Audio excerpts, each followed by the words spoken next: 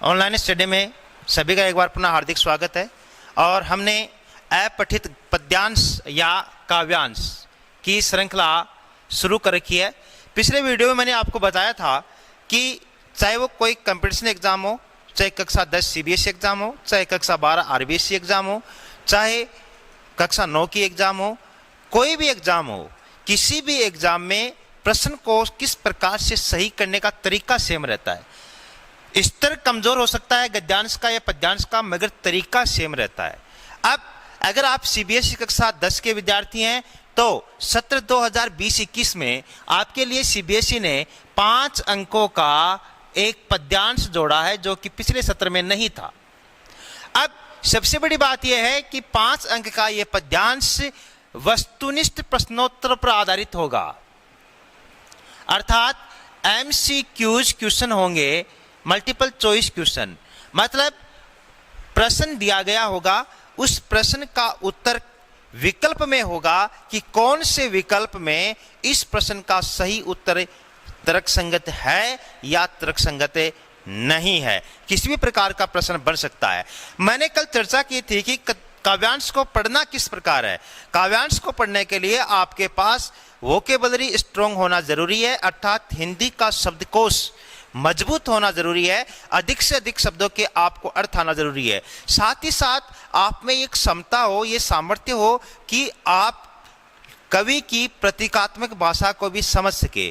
साथ ही साथ मैंने आपको बताया था कि आपका काव्य शास्त्रीय नॉलेज है, जो काव्य शास्त्रीय ज्ञान है, वो भी कहीं न कहीं परिपक्व अवस्था में हो, अर्थात छंद, अलंकार, रस, काव्य गुण, काव्य दोष, रीति आदि का आपको थोड़ा बहुत ज्ञान हो, तब आप अपठित काव्यांश के प्रश्नों के उत्तर सटीक दे सकते हैं। हमारा ये जो श्रृंखला चलेगी 5-7 वीडियो की, वो इसी पर चलेगी कि हमें कवि की भावना को किस तरीके से हृदयंगम करना है, किस तरीके से हमें कवि को समझना है, कवि आखिर कहना क्या चाहता है, कवि समाज से कहना चाहता है, देश से कहना चाहता है, युवाओं से कहना चाहता है, वो हमसे कुछ अपेक्षा रखता है और वो किस रूप में अपेक्षा रखता है, क्या उसकी प्रतीकात्मक भाषा है या उसकी सामान्य भाषा है, वो लक्षणा शब्द शक्ति में बात कर रहा है कि अभिधा शब्द शक्ति में बात कर रहा है कि व्यंजना शब्द शक्ति में बात कर रहा है, वो किस रूप में हमारे सामने अपने काव्यांश को रख रहा है, ये समझना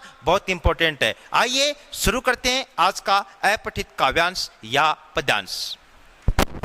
शांति नहीं तब तक जब तक सुख भाग न सबका सम हो, नहीं किसी को बहुत अधिक है, नहीं किसी को कम हो, स्वत्व मांगने से न मिले, संघात पाप हो जाए, बोलो धर्मराज शोषित वे जिए या कि मिट जाएं, न्यायोचित अधिकार मांगने से न मिले तो लड़के तेजस्वी छीनते समर को जीत या कि खुद मर के, किसने कहा पाप है समुचित स्वत्व प्राप्ति हित लड़ना, उठा न्याय का खड़ग समर में अभय मारना मरना।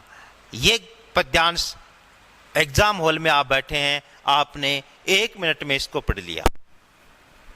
अब आप सोचेंगे कि मैं कुछ समझा नहीं, इसे क्या कह रहा है, शांति नहीं तब तक, कब तक शांति नहीं, स्वत्व अधिकार क्या होता है, सुख भाग क्या होता है, संघात पाप हो जाए क्या होता है, धर्मराज क्या होता है, अर्थात आपको इस काव्यांश के बारे में पता नहीं चला।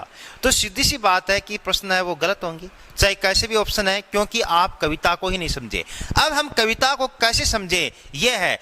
आओ यहां पर, शांति नहीं तब तक जब तक, अर्थात किसी भी व्यक्ति को तब तक शांति नहीं मिलेगी जब तक क्या नहीं हो जाएगा, नीचे लिखा है सुख भाग न सबका सम हो, अर्थात सभी के भाग्य में जब तक सुख नहीं आएगा, जब तक सभी को समान अवसर नहीं मिलेगा, जब तक सभी को समानता का अधिकार नहीं मिलेगा, और जब तक इसमें क्या होता रहेगा, जब तक तटस्थ भाव नहीं होगा, जब तक निष्पक्ष न्याय नहीं होगा, चाहे जितने अर्थ निकाल सकते हैं आपके, है ना, जब तक सुख भाग न सबका सम हो, अर्थात सभी A to Z, कहने का मतलब प्रथम पंक्ति से लेकर अंतिम पंक्ति के अंतिम व्यक्ति तक जब तक सबके भाग्य में सुख नहीं हो,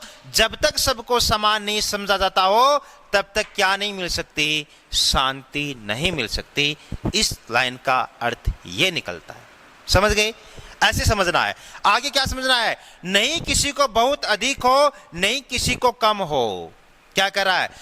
किसी व्यक्ति को ज्यादा अधिकार मिल जाते हैं, उसको ज्यादा सुविधाएं मिल जाती हैं, उसको ज्यादा अवसर मिल जाते हैं, किसी व्यक्ति को कुछ नहीं मिलता, या मिलता है तो बहुत कम मिलता है। ऐसा नहीं होना चाहिए। कभी कह रहा है नहीं किसी को ज्यादा अवसर मिले, न किसी को कम अवसर मिले या सुविधाएं मिले, स्वत्व मांगने से न मिले।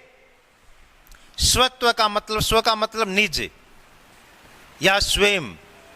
अगर स्वयं को अधिकार नहीं मिले जो आपका अधिकार होना चाहिए, जैसे एक विद्यार्थी का अधिकार है कि उसका पढ़ाई पर अधिकार है, 6 से 14 वर्ष का कोई भी विद्यार्थी है, उसका यह अधिकार है कि वो भारत की किसी भी स्कूल में पढ़ सकता है, उसका पढ़ने का अधिकार है। एक मजदूर का अधिकार है कि उसे मजदूरी मिलनी चाहिए। एक अध्यापक का अधिकार है कि वह अपने बच्चों को जब अच्छी दिशा में गाइडलाइन कर रहा है, उन्हें प्रेरित कर रहा है, तो उसे चाहे सरकार की तरफ से, अगर निजी स्कूल है तो निजी मैनेजमेंट की तरफ से उसे वेतन का, तनख्वाह का अधिकार है। और अगर ये अधिकार मांगने से भी नहीं मिले, स्वत्व मांगने से न मिले, संघात पाप हो जाए, अर्थात मांगने से अगर अधिकार नहीं मिले और ऐसे में आपको ये लगे कि ये तो बहुत बड़ा पाप है, ये तो भीषण पाप है और ये तो अपने आप में भयावह स्थिति है, बोलो धर्मराज वे जिए या कि मिट जाएं। अब यहां पर एक वर्ड आया है धर्मराज। अगर आपकी वोकेबलरी स्ट्रांग है, अगर आप हिंदी को समय देते हैं, अगर आप देश के उपनिषद, गीता, रामायण, महाभारत की जानकारी रखते हैं, तो यहां से आप एक अच्छा संदेश उठाएंगे कि धर्मराज, यहां धर्मराज कहा गया है साहित्य में, महाभारत में धर्मराज कहा गया युधिष्ठिर को।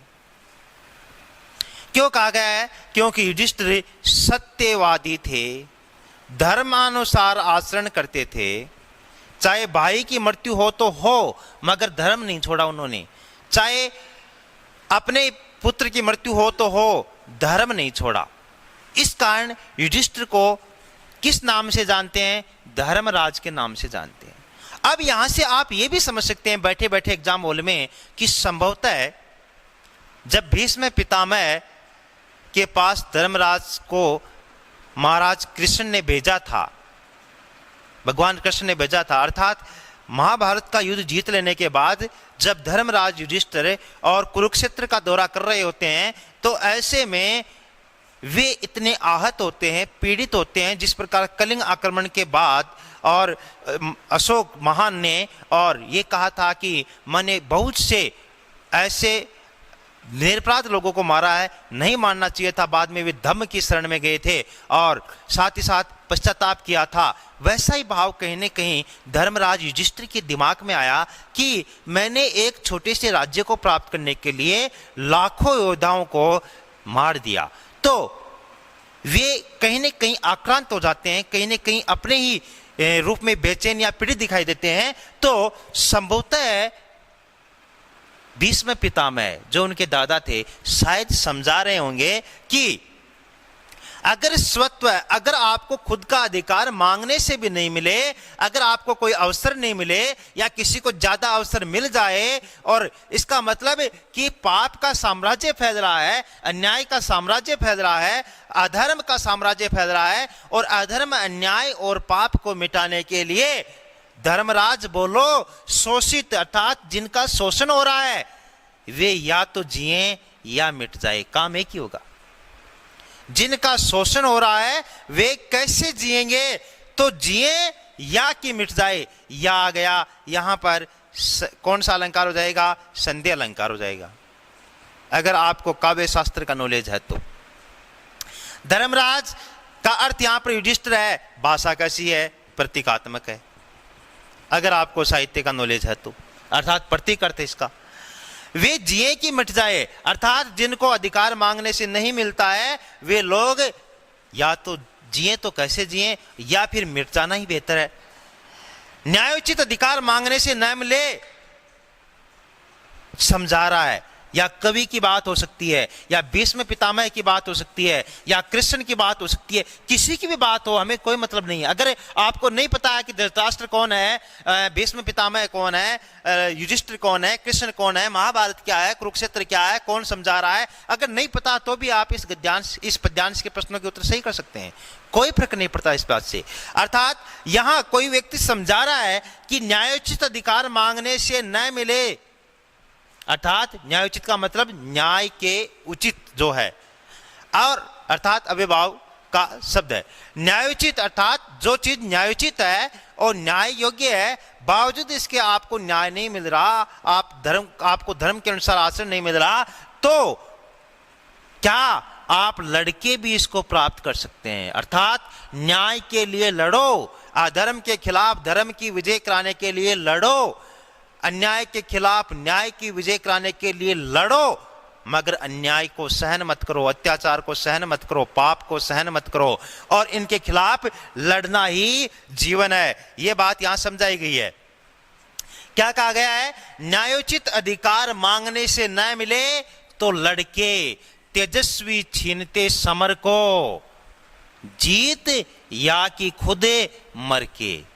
न्यायोचित अधिकार अर्थात पांडवों को 5 गांव देने के लिए कहा गया था, वो भी न्यायोचित नहीं था, सिर्फ संतोष कर रहे थे। बावजूद इसके दुर्योधन ने कहा था कि सुई की नोक के बराबर जमीन नहीं दूंगा, तो वो क्या था? वो न्याय था। न्यायोचित अधिकार अगर मांगने से भी नहीं मिले तो लड़के तेजस्वी, क्या लिखा है? तेजस्वी। तेजस्वी का मतलब है ओजस्वी, योद्धा, तेज, अर्थात तेज का मतलब है जिनके मस्तक पर तेज हो, प्रकाश हो, तेज पुंज हो। तेजस्वी छीनते समर को, समर यानी युद्ध, कि जिनकी भुजाओं में बल है, जिनकी भुजाओं में ताकत है, जिनकी भुजाएं फड़कती हैं, और जो शौर्य को ही अपना मित्र मानते हैं, और जो कायर नहीं है, जो लोग तेजस्वी हैं, वे युद्ध को या तो जीतते हैं, या तो क्या करते हैं? जीतते हैं, या क्या करते हैं? मर जाते हैं, मगर अन्याय को, अधर्म को, अत्याचार को सहन नहीं करते हैं। इस लाइन का मतलब यह है कि अगर न्यायोचित अधिकार नहीं मिले तो वो लोग क्या करेंगे? लड़के, कौन लोग? तेजस्वी क्या करेंगे? युद्ध में या तो युद्ध को जीतेंगे या मर मिटेंगे, मगर अन्याय को सहन बिल्कुल नहीं करेंगे। यहां तक मैं समझ चुका हूं। आगे, किसने कहा पाप है समुचित स्वत्व प्राप्ति हित लड़ना? भीष्म पितामह युधिष्ठिर को, धर्मराज को, पांडवों के सबसे बड़े भाई जिनमें हैं, और महाराज पांडु के पुत्र हैं युधिष्ठिर, उनको समझा रहे हैं कि किसने कहा युधिष्ठिर ये कि ये समुचित पाप है, अर्थात पूर्ण रूप से पाप है। क्या? स्वत्व प्राप्ति, अर्थात अपने अधिकार के लिए लड़ना। स्वत्व प्राप्ति का मतलब है अपने अधिकार के लिए लड़ना, या उठा न्याय का खड़ग समर में। युधिष्ठिर न्याय रूपी तलवार, खड़ग का मतलब है तलवार, समर का मतलब है युद्ध, न्याय रूपी तलवार को युद्ध में उठाए, भय मारना या मरना। यानी नहीं, भय यानी डर, अर्थात निडर, निडर होकर, भय रहित होकर या तो मारो या तो मरो, मगर क्या मत करो? अन्याय को, अत्याचार को, दुराचार को सहन मत करो। यह बात इस पद्यांश में कवि ने बताई है। अब आपके ये पद्यांश मान लो एग्जाम हॉल में समझ में अच्छी तरीके से आ गया, प्रश्न चाहे कोई भी बने, कोई प्रॉब्लम नहीं है। इसमें यही बताया गया कि स्वत्व अधिकार के लिए अगर आपको न्यायोचित अधिकार नहीं मिले तो उसको लड़के भी लेना आपका अधिकार है, आपका कर्तव्य है, यही सत्य है, यही धर्म है। और अगर ये कब करना है? जब सभी को समान अधिकार नहीं मिले तब करना है। अर्थात ये अंतिम उपाय है कि या तो लड़ो या मरो, लेकिन निडर रहो, अत्याचार को सहन मत करो। अब प्रश्न देखेंगे कि किस प्रकार के प्रश्न बन सकते हैं। प्रश्न है कि कवि ने क्रांति का आह्वान किया है, किसके लिए कवि ने क्रांति का आह्वान किया है? थोड़ा छोटा कर लेते हैं ताकि स्क्रीन पर आपको अच्छी तरीके से ये नजर आ जाए। यस, कवि ने क्रांति का आह्वान किया है सभी व्यक्तियों को सुखी रखने के लिए? नहीं, सभी व्यक्तियों में कौन आ जाएगा? यहां आपको क्या देखना है, क्या सभी व्यक्तियों में वो भी आ सकते हैं जो अधर्म के साथ हैं, अन्याय के साथ हैं, अत्याचार के साथ हैं, वे भी आते हैं? तो नहीं। बगावत करने के लिए? नहीं, बगावत कभी भी नहीं करनी चाहिए। बगावत करेंगे तो बगावत कौन कर रहे हैं? नक्सली लोग हैं, वो बगावत कर रहे हैं, है ना। और साथ ही साथ जो आतंकवादी होते हैं वो बगावत करते हैं। बगावत एक नेगेटिव वर्ड है, पॉजिटिव वर्ड नहीं है। तो ये भी नहीं होगा। समानता स्थापित करने के लिए? बिल्कुल। ये लाइन कहाँ लिखी है आपको पता होना चाहिए। कहाँ लिखी है ये? कि शांति तब तक नहीं मिलती जब तक सुख समभाग न हो, अर्थात शांति रूपी सुख सबके साथ समान रूप से नहीं हो। तो यहाँ कवि समानता स्थापित करना चाहता है, इसलिए वो क्रांति का आह्वान करना चाहता है। अगर ऐसा ही प्रसार सूर्यकांत त्रिपाठी निराला की कविता उत्साह से बन जाए, प्रश्न सेम है कि कवि ने क्रांति का आह्वान किया है, ऑप्शन मिलेंगे वहां पर। मान लो एक ऑप्शन ये मिल जाए, एक ऑप्शन ये मिल जाए, और साथ ही साथ एक ऑप्शन ये मिल जाए, और एक ऑप्शन ये मिल जाए कि वंचित अभावग्रस्त लोगों तक सुख सुविधाएं पहुंचाने के लिए। तो वहां उत्तर क्या हो जाएगा? ये हो जाएगा। इस प्रकार से आपको देखना है कि कवि की कविता किस रूप में कैसे लिखी गई है। नेक्स्ट क्वेश्चन देखते हैं। स्वत्व प्राप्ति हित लड़ना अच्छा काम है? इतना ही प्रश्न है। क्या स्वत्व प्राप्ति हित लड़ना अच्छा काम है या नहीं? पहले तो दिमाग में ऑप्शन क्या है इस पर ध्यान नहीं देंगे। ये एक पुण्य का काम है, ये एक अच्छा काम है। अब आगे देखते हैं। हाँ, पाप है स्वत्व प्राप्ति हित लड़ना? पाप है नहीं है? पाप होता तो क्यों लड़ते? अर्थात ये ऑप्शन गलत है। पाप नहीं है, बिल्कुल साफ साफ लाइन लिखी है। स्वत्व प्राप्ति हित लड़ना पाप नहीं। ये बात यो के यो, आप गद्यांश में वापस जाएंगे ना, बैग लिखा है पुण्य है। अब देखो ऑप्शन नंबर 2 और 3 कंफ्यूज करेंगे आपको। दोनों के लगभग सेम अर्थ हैं। पाप है, पाप है, पाप नहीं है। पाप नहीं है मतलब क्या है? पुण्य है। भाई इस लाइन का अर्थ क्या लगाएंगे आप? पाप नहीं है मतलब है क्या? पुण्य है। यहां ये पर ये इसका अर्थ ये निकल रहा है। जबकि नंबर 3 पर पुण्य उसने अलग से लिखा भी है, और नंबर 4 पर पुण्य नहीं है। ये तो हो ही नहीं सकता, इसको तो काट दे। अब आप कंफ्यूज है क्वेश्चन ऑप्शन नंबर 2 और 3 पर। ऑप्शन नंबर 2 और 3 आपको कंफ्यूज कर रहे हैं कि स्वत्व प्राप्ति हित लड़ना क्या पाप नहीं है या पुण्य है। अगर मान लो यहां पर वो ऑप्शन चेंज करता, क्या करता कि विकल्प 2 व 3 दोनों सही, तब तो 4 नंबर का उत्तर आपका एकदम सही होता। क्यों? क्योंकि पाप भी नहीं है और क्या है? पुण्य भी है, दोनों काम है। मगर यहां पर ऐसा नहीं दिया गया है, और ऐसा नहीं दिया गया है इस कारण हमें 2 विकल्प परेशान कर रहे हैं कि मैं इसमें पाप नहीं है करूं या इसमें पुण्य है करूं। तो आपको क्या करना है? आपको वापस कविता पर जाना है। जैसा कि अब मैं चलूंगा वापस कविता पर और आपको दिखाऊंगा कि लाइन कहां है। देखते हैं पोइम। देखो यहां से देखो पोएम स्टार्ट हो रही है। देखो क्या लिखा? शांत सुख भाग न सबका समो, नहीं किसी को बहुत अधिक हो नहीं किसी को कम हो, स्वत्व मांगने से न मिले संगात पाप हो जाए। साफ साफ लिखा है, क्या हो जाए? पाप हो जाए। अब वापस प्रश्न पर आएंगे कि वहां क्या उत्तर हमें देना है। देखो क्या है? स्वत्व प्राप्ति हित लड़ना क्या नहीं है? पाप नहीं है। तो 2 नंबर का विकल्प है, सही हो जाएगा। नेक्स्ट है, उक्त काव्यांश का शीर्षक है न्याय के लिए लड़ना।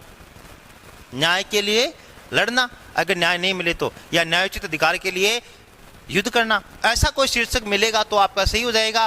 तो उक्त काव्यांश का शीर्षक होगा युद्ध। नहीं, सिर्फ युद्ध की बात नहीं है यहां पर। युद्ध क्यों करे? अर्थात दिनकर ने भी कहा है द्वितीय विश्व युद्ध के बाद है ना। उन्होंने अपनी कविता में साफ साफ कहा है कि कब तक मनुष्य का यूं ही रक्त बहता रहेगा सत्ता के लोभी लोगों के लिए। तो युद्ध कोई अच्छी वस्तु नहीं है, न्याय भी नहीं है, अर्थात युद्ध व न्याय दोनों चीजों पर बल दिया गया, ऐसा ऑप्शन हमें चाहिए। न्याय और युद्ध, यस नंबर 3, न्याय और युद्ध देखो अलग अलग भी लिखा है, एक जगह भी लिखा है, ज्यादा सही कौन सा है, नंबर 3। ऐसा आपको एग्जाम हॉल में सोच समझ कर उत्तर देना। मानव समानता भी है, इनकार नहीं कर सकते, मगर ये विशेष नहीं है, सबसे ज्यादा सही नहीं है कि मानव समानता किसके बल पर स्थापित करनी है, न्याय और युद्ध के बल पर स्थापित करनी है। इसलिए विकल्प नंबर 3 है वो सही हो जाएगा। इस काव्यांश में रस कौन सा है, वीरस की बात है तो वीरस हो जाएगा इसका। रौद्र रस अर्थात क्रोध, स्थायी भाव क्या होता है, क्रोध। और अपना अपकार करने पर जहां शत्रु के प्रति क्रोध नामक स्थायी भाव जगता है वहां रौद्र रस होता है, ऐसा इसमें है नहीं। विभत्स रस का स्थायी भाव क्या होता है, जुगुप्सा या घृणा। और यहां पर किसी को रक्त मांस मज्जा से दुर्गंध थोड़ी आ रही है, नहीं हो सकता। अद्भुत रस कब होता है, जब अदृष्ट पूर्व वस्तुओं को देखकर या चमत्कार को देखकर या अलौकिक दृश्यों को देखकर जहां क्या हो, जहां विस्मय नामक स्थायी भाव जाकर, तो ऐसा है नहीं। वीर रस अर्थात इसमें वीरता की बात, उत्साह की बात की गई है, जिसका स्थायी भाव उत्साह होता है। परिभाषा क्या होता है, युद्ध आदि दृश्यों को देखकर जहां लड़ने का मन करे वहां वीरस होता है, सही हो जाएगा। नेक्स्ट, विश्व में शांति कब स्थापित हो सकती है, पहली लाइन है, पहली और दूसरी लाइन में उत्तर है, और वहां साफ साफ लिखा है कि जब तक सब सम नहीं हो, सम का मतलब मैंने क्या बताया था, समानता का व्यवहार होने पर विश्व में शांति स्थापित हो सकती है। तो इस प्रकार से ये 5-6 क्वेश्चन इस पद्यांश के नीचे थे, और एग्जाम हॉल में आपको किस प्रकार से पद्यांश को हल करना है, मैं चाहता हूं कि अगर आपके पद्यांश के नीचे 5 क्वेश्चन है तो 5 के 5 सही हो, 4 है तो 4 के 4 सही हो, 3 है तो 3 के 3 सही हो, जितने भी क्वेश्चन हो उतने सही हो। अभ्यास बड़ी चीज है, पर डे आपको एक गद्यांश या एक पद्यांश का अभ्यास करना है। फिर भी कोई समस्या है तो हिंदी प्रेमी यूट्यूब चैनल तक लाना है कि इस प्रकार का गद्यांश या पद्यांश हमने पढ़ा था और उसमें इस प्रकार की प्रॉब्लम आई है। इसके लिए आप कमेंट बॉक्स में आइए, और किसी भी प्रकार की समस्या के समाधान के लिए तत्पर है हिंदी प्रेमी चैनल, अर्थात हिंद की भाषा हिंदी और हम हिंदुस्तानी। एक बार पुनः इस भाषा को और इस भाषा के बल पर राज करेंगे। धन्यवाद।